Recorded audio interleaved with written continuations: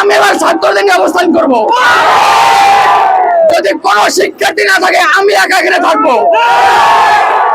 যদি আগামী 1 মাস ঢাকা ময়মনসিংহ মহাসড়ক অবরোধ থাকে তবে থাকবে। কারণ বিগত 16 সালে এখানে আমার মনে আছে আমার মাহবুব ভাই এখানে স্পট ডেড হয়েছিল, কিন্তু আমার কাছে সেই ডকুমেন্টস এখন আছে। ওসি, এসপি, তদন্ত ওসি সবাই এসে সেদিন আমাদের স্বাক্ষর করে দিয়ে গেছিল, সেই স্বাক্ষর কপি এখন আছে। অতএব আপনি এখানে আসবেন আর আজকে আশ্রয় দিয়ে দেবেন, আমি সেটা মানবো না।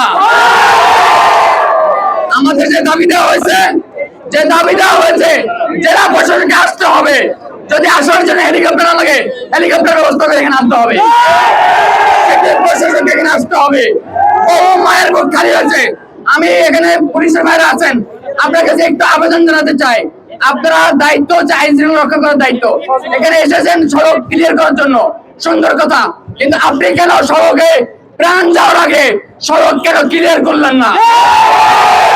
আপনি এই আবেদন জানাচ্ছি, আপনি আপনার ডিসি প্রশাসক, সিটি প্রশাসক এখানে স্থান, এখানে অবস্থান করাতে হবে। এরপরে আমার শিক্ষার্থীদেরকে নিয়ে এখান থেকে যাবো। দুপুরে খাওয়া এখানে, থাকা এখানে। আমি আর কোনো কথা হয় না, আমরা কোনো প্রকার উস্কানিমূলক কোনো কিছু করবো না।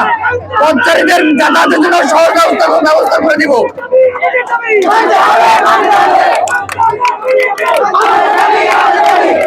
বহু টাল বানানো হয়েছে, আর না।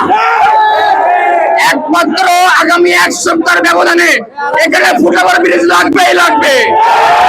যদি না দিতে পারে সিটি প্রশাসনকে এসে আওয়াজ দিতে হবে। 1 সপ্তাহের ব্যবধানে কাজ এখানে বাস্তবায়ন করতে হবে।